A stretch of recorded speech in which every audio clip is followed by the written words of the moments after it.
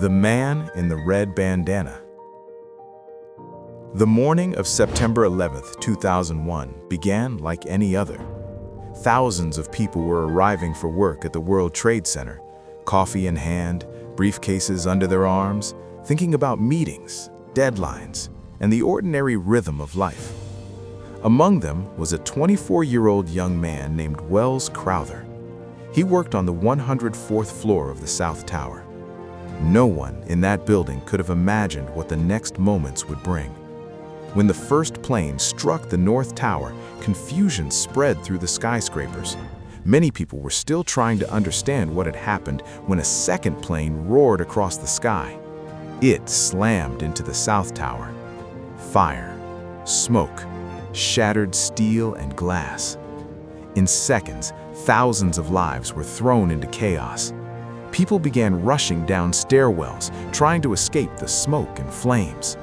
But in the middle of that panic, something extraordinary happened. Instead of running away, Welles Crowther ran toward the danger. He pulled a red bandana from his pocket, something he had carried since he was a boy, and tied it over his mouth to help him breathe through the smoke. Then he started helping people. Witnesses later described a young man with a red bandana appearing through the smoke like a calm voice in the middle of chaos. He organized groups of frightened strangers.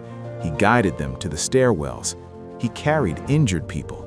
He led them down floor after floor through smoke-filled corridors. Survivors would later say the same thing. A man in a red bandana saved us. Over and over again, Crowther escorted people to safety. And then he went back up, back into the fire, back into the smoke, back into the danger. Not once, but multiple times. He saved at least a dozen lives that morning. But on his final trip back up to help more people, the tower collapsed. He never came back down. In the middle of one of the darkest days in human history, a young man quietly lived out a truth that Jesus spoke thousands of years earlier. Greater love hath no man than this, that a man lay down his life for his friends. John 15:13. Crowther didn't know the people he was saving. They were strangers.